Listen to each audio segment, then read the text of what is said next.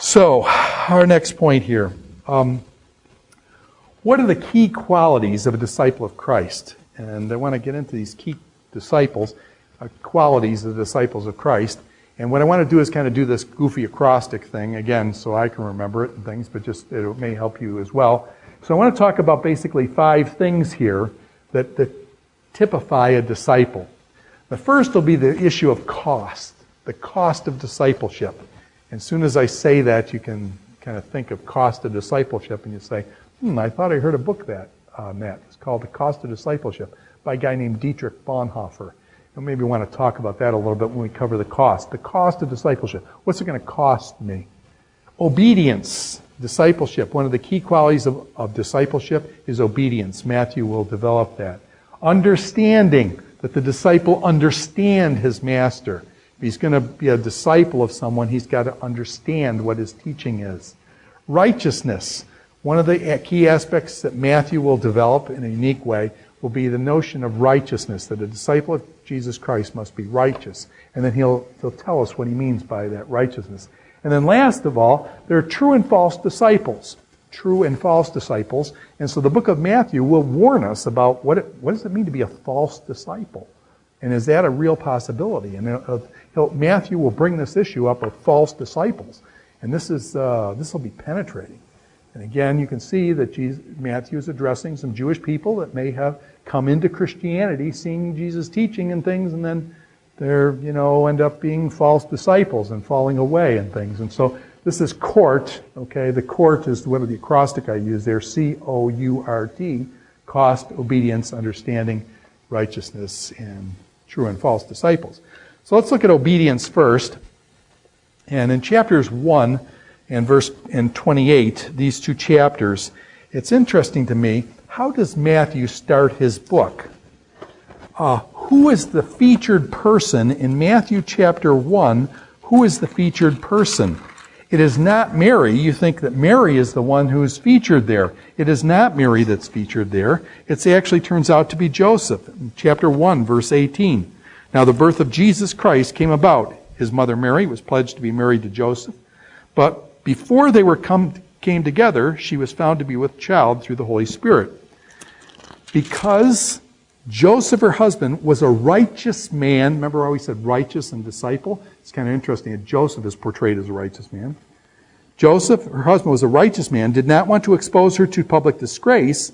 He had in mind to divorce her quietly. So Joseph's got a problem. Mary's pregnant. He knows it's not him. He wonders, he doesn't want to hurt her, so he's going to divorce her quietly. He's thinking about these things. He's got a problem. This wife that he loves, that he thought was this pure, beautiful Mary, that was a wonderful person, she's pregnant now. And he knows it's not him. He's got a big problem. But after he had considered this, an angel of the Lord appeared to him in a dream and said, Joseph, son of David. You see the connection there? He addresses Joseph as son of David. What is one of the major points of the book of Matthew? Is going to be Jesus Christ is king. Jesus Christ is the son of David. And so Joseph, son of David. Do you remember the genealogy in Matthew chapter 1? Joseph, son of David. Do not be afraid to take Mary home as your wife, because what is conceived in her is from the Holy Spirit. She will give birth, and it goes on and things. All this took place to fulfill what the Lord had said through the prophet. Behold, the virgin will be with child, will give birth to a son, and you will call him Emmanuel. It says, when Joseph woke up, he did what? He's a disciple, okay? When Joseph woke up, Joseph, is he going to be obedient to the angel or disobedient? The angel came and told him, Joseph, it's okay. It's from the Holy Spirit. When Joseph woke up, he did what the angel of the Lord commanded him and took Mary home as his wife. But he had no union with her until she gave birth to a son. And he gave him the name Jesus, Jesus. What does Jesus mean? Jehovah saves. Yahweh saves. The Lord saves. Because he's going to save his people from their sin. Okay?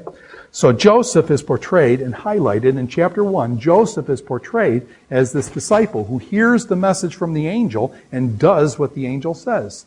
And in Matthew chapter 28, how does the book end?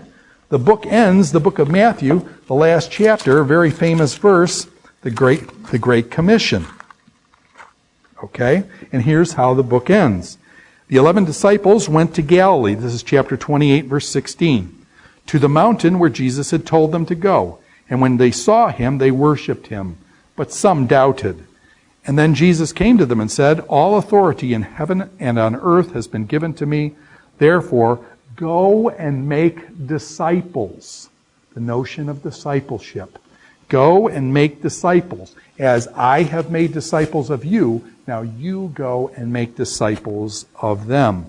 Therefore, go and make disciples of all nations, not just Judaism. Again, it's extensiveness to all nations, baptizing them in the name of the Father and of the Son and of the Holy Spirit, and teaching them, notice again the highlighting of teaching, Jesus the teacher in the book of Matthew, and teaching them to obey everything I have commanded you.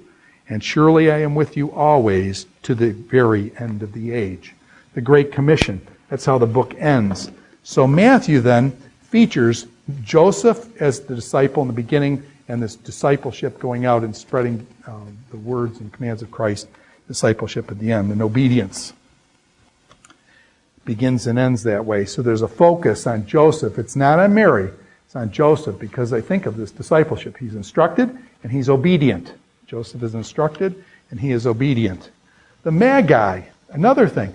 Why is Matthew alone mentions these Magi, these magicians coming from the east, these astrologers coming from the east? We have seen a star in the east and have come to worship him.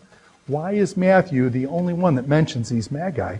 And again, I think it basically, you've got several things converging here. I think the Magi are Gentiles, and Matthew is wanting to show the gospel breaking out to the Gentiles beyond Judaism. He's writing to a Jewish community, and he's wanting to show the extensiveness.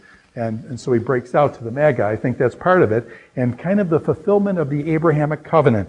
I know Dr. Mathewson, when he was teaching this part of Matthew, start with the first verse. It's very interesting. First verse of the book of Matthew. The record of the genealogy of Jesus Christ, the son of David. Jesus Christ is the son of David, the king of Israel, okay? But then who also? The son of David, the son of Abraham. Why is Abraham brought up? Most likely because Abraham, there was 3 promises given to Abraham. The Abrahamic covenant. You remember back from Genesis chapter 12 and following.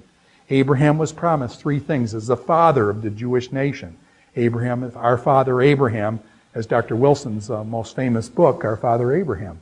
3 things. He was promised the land, the promised land. He was promised a seed, that his seed would multiply as the stars of the heaven, as the sand on the seashore. His seed, who is a seed? Isaac, and then the 12 tribes through Jacob. And his seed would multiply. God promised him the land, the promised land of Israel. The seed would multiply. And that he would be, third thing, and this is what's really important for the book of Matthew, and I think this is what Matthew is highlighting, that Jesus Christ is the son of Abraham, in that through Jesus Christ, it will go out to all nations. That through Abraham, all the nations of the earth would be blessed. That Abraham, the land, the seed, and the blessing, that he would be a blessing to all nations. And it's through Jesus, then, that this Abrahamic covenant then is expanded out. So we're really working off all these Old Testament themes with the Abrahamic covenant for finding its fulfillment in Jesus Christ, who actually implements it and blows it out. So the Magi are part of that.